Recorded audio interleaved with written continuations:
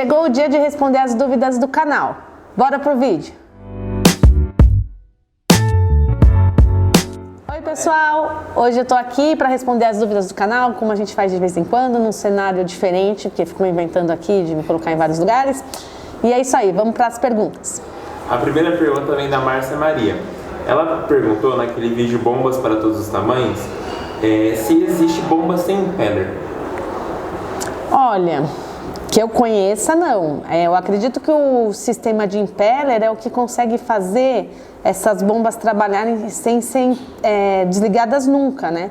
Então é um sistema, acredito que o único que se usa em bombas submersas, por conta de ser um equipamento que a gente não pode desligar nunca. Então ele tem que ser muito durável e tem que funcionar de uma forma muito eficiente, né? Tanto para não esquentar, para não consumir muita energia, para não ficar parando. Eu, particularmente, não conheço bombas que não tenham impeller, né? Pelo menos aqui no tempo que eu trabalho com aquarismo, eu não conheço. Pelo menos, então, vou responder aqui o que eu posso dar certeza. Na aquática, não existe nenhuma bomba submersa, nenhum tipo de bomba que não tenha impeller. Legal. O Renan Alves, ele perguntou sobre como inserir novas mídias no aquário. Ele está com mídias novas e ele quer saber o que ele tem que fazer. Se ele pode simplesmente tirar as mídias antigas e acrescentar as novas, ou ele acrescenta as novas até elas formarem biologia e aí ele retira as mídias antigas. É uma questão interessante isso aí que você está falando. Eu só queria entender por que você quer tirar as mídias antigas, porque eu não sei, eu faria a adição das novas mídias e manteria as antigas. Agora, tem um problema de espaço, não vai caber as mídias antigas, então aí é uma troca delicada mesmo. Você talvez teria que colocar as mídias novas e depois de um tempo tirar as antigas. O que eu acho que era interessante fazer era, por exemplo, se você puder manter as duas, ou pelo menos por um tempo manter elas, primeiro fazer meio que uma limpeza das mídias antigas, porque a gente perde muito material biológico, né? Muita biologia quando a gente faz limpeza de mídia. Mas já que você vai adicionar novas mídias, esse ganho das novas mídias talvez diminui um pouco o impacto da perda da bactéria que a gente vai fazer limpando. Então, o que eu faria inicialmente, porque mídia tem que estar num lugar limpo, a mídia tem que ficar limpa no nosso aquário. Então, talvez a sua mídia que está antiga se degradou, começou a esfarelar, justamente porque está num lugar sujo, porque é a matéria orgânica que vai corroer a mídia, exceto quando alguma mídia mais inteligente, mais tecnológica, que serve para remover coisas, aumentar pH, essas se corroem com o tempo e é normal. Mas as mídias comuns, que só servem para essa parte bacteriana mesmo, para manter a biologia, elas não deveriam se deteriorar. Se está acontecendo isso, é por excesso de matéria orgânica. Então, se esse é o motivo, então a gente primeiro faz uma limpeza aí, a gente vai perder um pouco de biologia boa do nosso aquário, faz a limpeza e coloca as novas, porque aí assim você perde um pouco, mas com as novas a gente vai ter um ganho. E seria interessante adicionar bactérias vivas, algum tipo de acelerador biológico, é super interessante a gente adicionar nesse momento. Eu recomendaria você manter as antigas só fazendo essa limpeza. Se não couber, você vai ter que colocar as duas e tirando gradualmente e usar os aceleradores, porque realmente o aquário pode sentir, dependendo de quantos animais você tem, o tamanho desse aquário, o aquário pode sentir sim essa troca. Legal. O Leandro, né, no vídeo A água do meu aquário está muito quente, o que fazer? Ele pensou em colocar uma pedra de gelo dentro do filtro. Ele perguntou se é muito insano esse pensamento dele. A gente aquarista é criativo mesmo e faz essas coisas. Não é insano, só que é pouco eficiente e você tem que ter um cuidado para não gelar muito o aquário. Agora, em casos extremos, até é que assim, é uma coisa que não é viável no sentido de que tem que ter alguém para ficar fazendo isso. Mas se você conseguir baixar a temperatura do seu aquário colocando um pouco de gelo, é bom. Então, só tem que tomar cuidado para não abaixar muito de uma vez, congelar o aquário, coisas assim. E é uma coisa que você tem que ficar fazendo todo o tempo. Então, não é eficiente quem tem tempo de ficar fazendo isso toda hora. Mas se você está vendo os peixes ofegantes, você está vendo uma temperatura extrema, se você está lá olhando e pode colocar um gelo, não é uma má ideia. Todo mundo já fez isso. No vídeo Sujeira na Superfície, Nunca Mais, perguntaram por que as pessoas não usam mais aquela grade biológica do fundo do aquário. Então, o sistema biológico dessas placas biológicas de fundo, ele é eficiente e funciona. Isso ninguém tem dúvida, todo aquarista que já usou isso sabe que funciona e funciona muito bem. A questão é que ele é um tipo de filtro que ele satura. Por quê? Porque ele é, sabe, aquela famosa coisa de empurrar a sujeira para baixo do tapete. O sistema do filtro biológico vai puxar a sujeira para baixo da placa. Isso não tem o que fazer, ele vai puxar a sujeira. E vai impedir você de sifonar isso de uma maneira eficiente. Então, uma hora, vai ter tanta sujeira embaixo da sua placa biológica que ela vai virar uma bomba de nitrato. A biologia vai continuar funcionando, só que a matéria orgânica acumulada ali embaixo vai ser tanta que essa bomba de nitrato, que a gente chama, vai prejudicar o seu aquário. Em algum momento isso vai acontecer, pode ser mais rápido, pode demorar mais, porque, lógico, vai muito também da experiência do aquarista, de alimentar direitinho, usar boas rações, não alimentar em excesso, ter peixes em quantidade adequada. Claro que tudo isso vai prolongar a vida de um filtro biológico de fundo, mas em algum momento você vai ter que desmontar todo o aquário. Isso não vai acontecer com filtros externos, com canistras e com sistemas modernos de filtragem. E é por isso que eles ganharam forças e hoje ganhou força no aquarismo esse tipo de filtragem, porque você nunca vai ter que desmontar. Porque às vezes para um aquarista experiente é legal, você pensa em desmontar o aquário, remontar e tudo mais. Mas não é uma coisa que a gente vai fazer para quem tá começando. Vou montar um aquário e você fala, um dia você vai ter que desmontar tudo, lavar todas as pedrinhas, arrumar tudo de novo. Tem gente que não quer fazer isso. E é por isso que os sistemas modernos de filtragem são mais usados hoje, porque eles são mais práticos e a gente com certeza fazendo tudo certo não vai precisar desmontar o aquário nunca, se a gente não quiser. Porque num aquário pequeno, parece, tudo bem, eu desmonto e beleza. Agora imagina um aquário gigante, eu tive um aquário lá de 2 metros que tinha 120 quilos de substrato. Como você vai tirar isso para tirar a placa biológica? Então começa a ficar um absurdo. Em um aquário pequeno, até vai. Agora sim, hoje, de verdade falando, nem vale a pena mais a gente usar esse tipo de filtragem, porque ele nem é tão mais barato do que um filtro externo ou até um filtro interno, que são muito mais eficientes e práticos. Mas que o sistema biológico de fundo funciona e que você pode usar se você preferir, se você gosta, pode usar tranquilamente. A próxima pergunta é do Diego. Primeiro ele elogiou o canal, falou que o nosso canal é excelente, estamos de parabéns. E ele tá passando um problema lá com caramujos no aquário de 30 litros.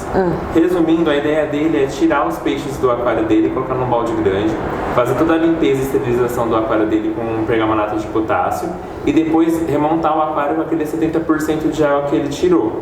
Aí ele queria saber se ele vai se livrar dos ovos de caramujo ou se eles vão estar na água também, que ele vai voltar para o aquário. Infestação de caramujo é realmente complicado, é muito difícil de controlar.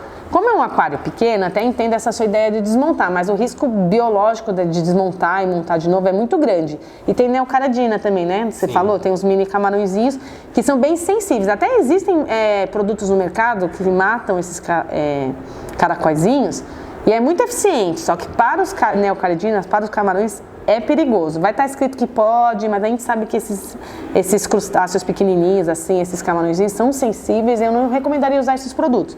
Então, acho que você está mais correto em pensar em fazer uma esterilização. O problema, e até o permanganato é uma boa ideia, poderia ser iodo, poderia ser várias coisas. Até uma lavagem bem feita também, talvez sem produto nenhum, também fosse eficiente. O problema é o risco biológico mesmo.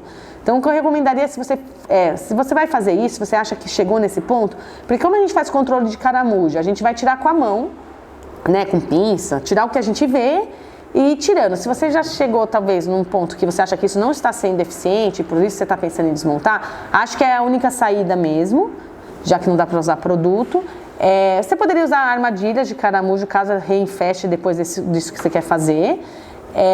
A gente usa muito controle biológico para caramujo, então usar mocinha, algum peixe que coma os caramujos, mocinha e cribense são 2 peixes que são legais para fazer isso, mas como você tem os camarões, você não vai poder pôr porque ela vai comer os camarões também.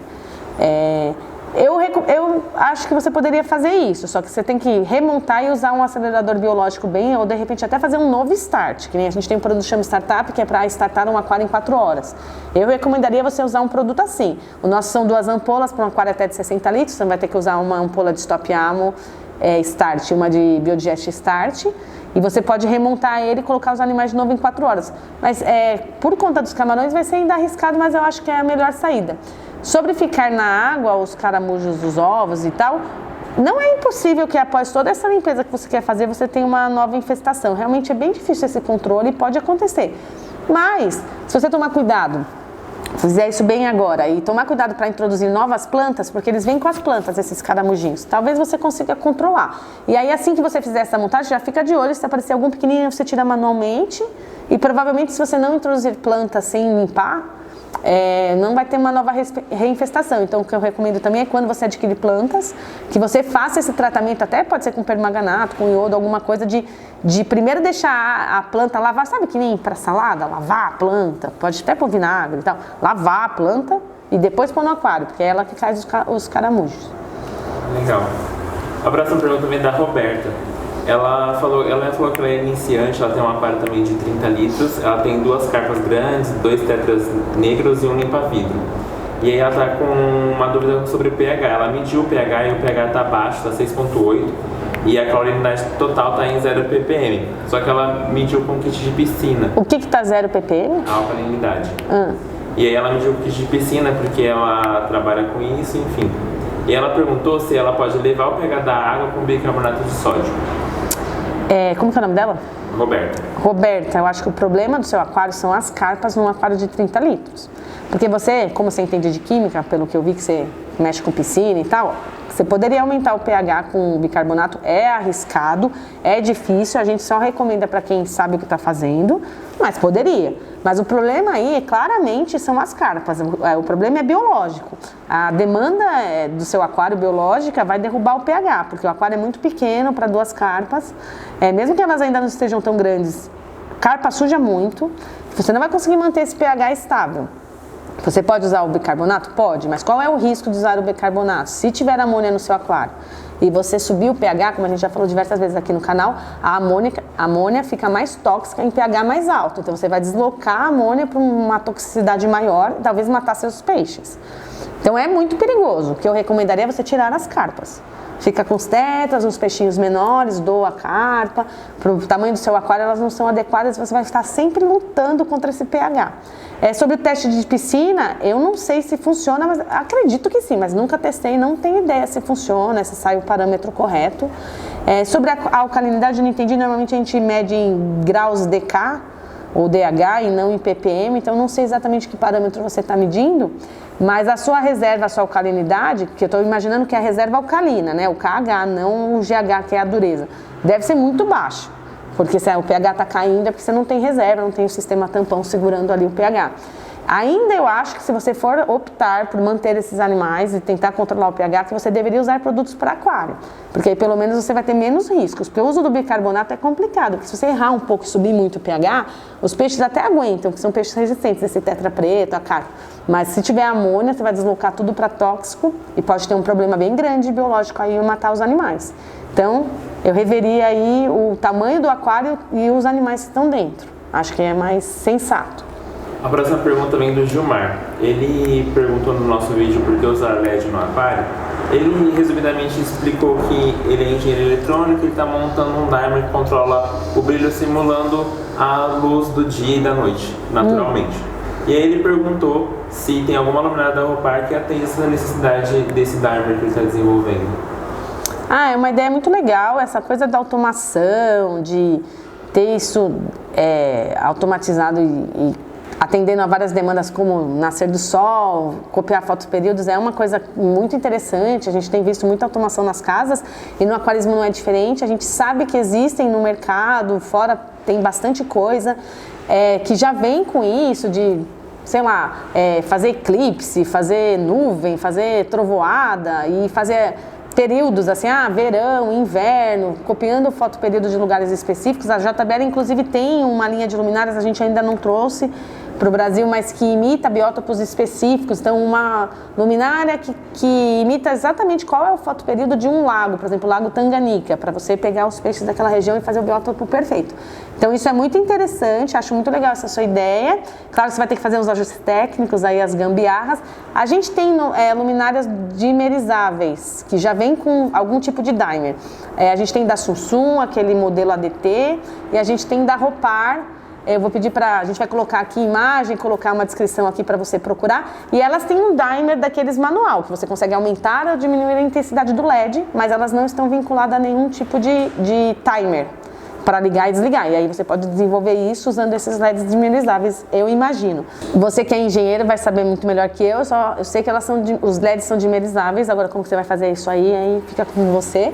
Mas muito legal sua ideia. Se você conseguir usar as nossas luminárias, manda aqui pra gente ver como ficou e postar aqui nas nossas redes, que é sempre interessante. Então é isso, pessoal. Já respondi algumas dúvidas. Aguardem que vai ter a parte 2 desse vídeo. Até a próxima!